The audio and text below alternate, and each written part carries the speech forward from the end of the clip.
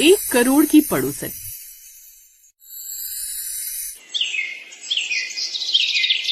अरे तूने सुना सरोज, हमारी गली में 1 करोड़ की पड़ोसन आ रही है। क्या कहा? अपनी गली में, वो भी 1 करोड़ की पड़ोसन। ये तो कमाल ही हो गया, अब तो हम भी करोड़पति की पड़ोसन कहलाए जाएंगे। फिर जैसे ही ये खबर फैली, पूरी कॉलोनी में हलचल मच, क्योंकि गली नंबर 5 जो अब तक अपने टूटे हुए नल और रोज की किचकिच के लिए जानी जाती थी, वो अचानक से वीआईपी एरिया जो बनने वाला था। पूरे मोहल्ले में सबके छोटे छोटे मकान। जैसे ही मोहल्ले में ये बात फैली, हर कोई हैरान रह गया। इधर शांति चाची अपने आंगन में पापड़ सुखा रही, तभी रजनी भागती हुई आई। उफ उफ, चाची सुना आपने? शर्मा जी का पुराना मकान बिक गया। अरे बस कर, सांस ले ले पहले, नहीं तो हाफते हाफते ही मर जाएगी। और ये बता, इस मोहल्ले में तो कई घर बिकते हैं, एक और बिक गया तो कौन सी बड़ी बात हो गई। अरे कीमत सुनकर तुम हैरान रह जाओगी, कीमत पता भी है, पूरे 1 करोड़ में बिका है वो घर। क्या कहा? 1 करोड़? हे राम! 1 करोड़ का नाम सुनकर अब पूरा मोहल्ला जमा हो गया। अरे कौन है वो और क्या करता है? करता नहीं कमला काकी, बल्कि करती है। सुना है किसी औरत ने खरीदी है। क्या औरत? कहते हैं बहुत बड़ी बिजनेस वुमन है, शहर में 3-3 फ्लैट है उसके नाम। लेकिन आखिर ये 1 करोड़ की पड़ोसन है कौन? अब तो जो भी हो, मैं तो अब अपनी उस 1 करोड़ वाली पड़ोसन का इंतजार कर रहा हूँ। तुम घर चलो, मैं बताती हूँ। आए बड़े उस पड़ोसन का इंतजार करने वाले। ये सुनकर वो सभी हंसने लगते हैं। सभी लोग नई पड़ोसन के आने से बड़े एक्साइटेड थे। फिर अगले दिन एक बड़ी सी काली गाड़ी गली में आई। सभी बच्चे उस काली गाड़ी के पीछे पीछे दौड़ने लगे। ये वो देखो, फिल्म वाली गाड़ी आई है अपने मोहल्ले में। लेकिन इसमें से उतरेगा कौन, हीरो या हीरोइन? अरे वो तो जब बाहर आएगा तभी तो पता चलेगा। फिर अचानक से दरवाजा खुला और उसमें से उतरी एक सजी धजी हाई हील वाली औरत, जिसका नाम शालिनी मेहता था। उसकी चाल में एक अलग ही रौब था। ये तो देखने से कितनी चालाक लग रही है। अरे चाची, करोड़पति लोग ऐसे ही होते हैं, बड़े ही घमंडी और ऊंची नाक रखने वाले।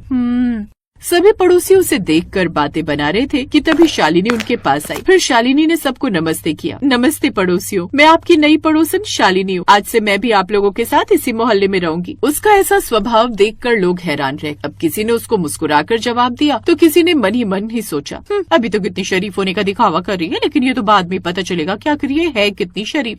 सभी पड़ोसी एक दूसरे को देखकर बातें कर ही रहे थे कि तभी वहाँ पर मोहल्ले की सबसे चर्चित और थोड़ी घमंडी औरत, जो अभी तक मोहल्ले में सबसे अधिक पैसे वाली कहलाती थी, नीमा, वो आई। इसलिए उसे बड़ा घमंड था। नीमा को अपनी सोने की चूड़ियों, घर में बड़े फ्रिज और बड़ी टीवी पर बड़ा गर्व था। ओह, तो ये है वो 1 करोड़ की पड़ोसन। देखो तो कैसे इतरा रही है। अरे देख तो नीमा, इसकी गाड़ी तो कितनी बड़ी है। तेरी छोटी सी गाड़ी तो इसकी गाड़ी के सामने नजर ही नहीं आ रही।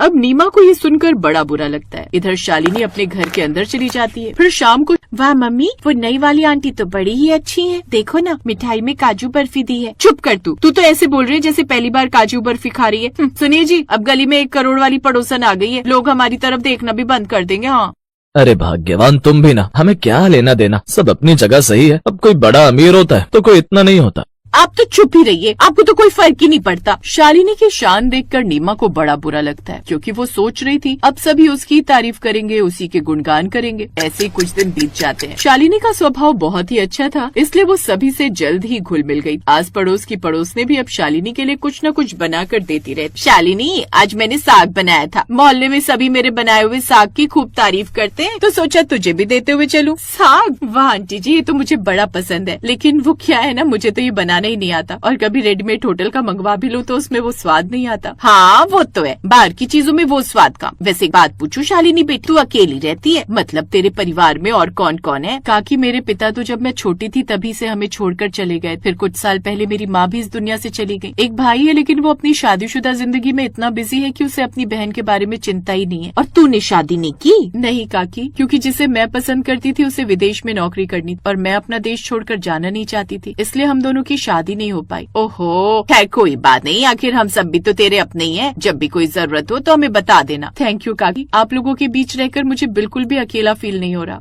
एक रोज शालिनी के घर के बाहर लगे पुराने पेड़ को कुछ मजदूर काट रहे थे। नीमा को जैसे ही ये खबर मिली, वो जानबूझकर जल्दी से वहाँ पहुँच गई और हल्ला करने लगी। अरे अरे, ये तुम क्या कर रही हो? ये पेड़ तो पूरी गली की शान है, तुम इसे क्यों कटवा रही हो? जी, लेकिन इसकी जड़ें घर की नींव हिला रही थी, मैंने सोचा नया पौधा लगाऊंगी। अच्छा, ये अच्छी सोच है। कमला काकी, रमा, सुनीता, यहाँ आओ, देखो तो ये मैडम क्या करने जा रही है।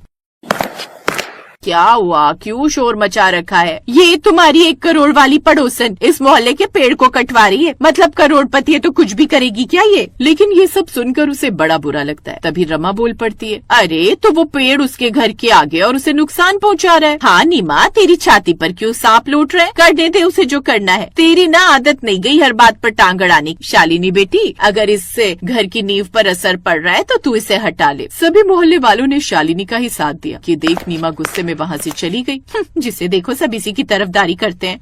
नीमा अब शालिनी के बारे में लोगों को भड़काती रहती, लेकिन सबको उनका स्वभाव पता था, इसलिए वो सब ज्यादा कुछ नहीं कहते। फिर धीरे धीरे लोगों को पता चला कि शालिनी ने ये मकान निवेश के लिए नहीं बल्कि अपनी माँ की याद में खरीदा है। दरअसल शालिनी की माँ इसी गली में पली बढ़ी थी। मेरी माँ हमेशा कहती थी, जिस गली में बचपन बीता हो वहाँ एक घर जरूर होना चाहिए, इसलिए मैंने ये घर खरीदा। तुम कौन हो बेटी? कमला काकी, मैं साधना देवी और मनोहर जी की बेटी, जो पहले यहाँ सबसे गरीब थे। ये सुनकर वो सभी हैरान रह गए। अरे बिटिया, तुम्हारी बात तो बड़ी नेक थी। अब सब उसे और भी अपनापन देने लगे। ये देख नीमा को और भी गुस्सा आता। फिर एक रात अचानक गली में शॉर्ट सर्किट से आग लग गई। नीमा के घर में सबसे ज्यादा आग फैल गई। मेरे जीवन, मेरा सब कुछ जल जाएगा।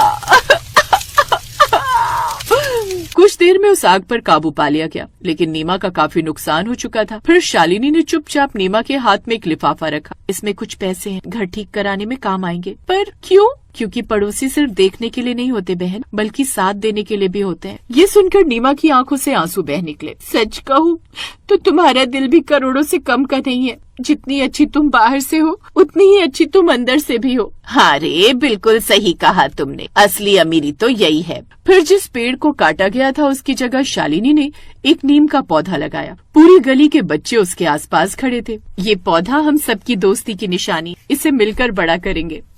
अब नीमा ने खुद पानी डाला। हमारी गली की पहचान अब ये नहीं कि यहाँ करोड़ों का घर है, बल्कि ये है कि यहाँ करोड़ों का दिल रखने वाली पड़ोसन रहती है। सही कहा रमा तूने। अमीरी घर की कीमत से नहीं, रिश्तों की कीमत से होती है। अगर आपके पास करोड़ों रुपए हो लेकिन दिल छोटा हो तो आप सच में गरीब हैं, और अगर दिल बड़ा हो तो आप बिना पैसों के भी करोड़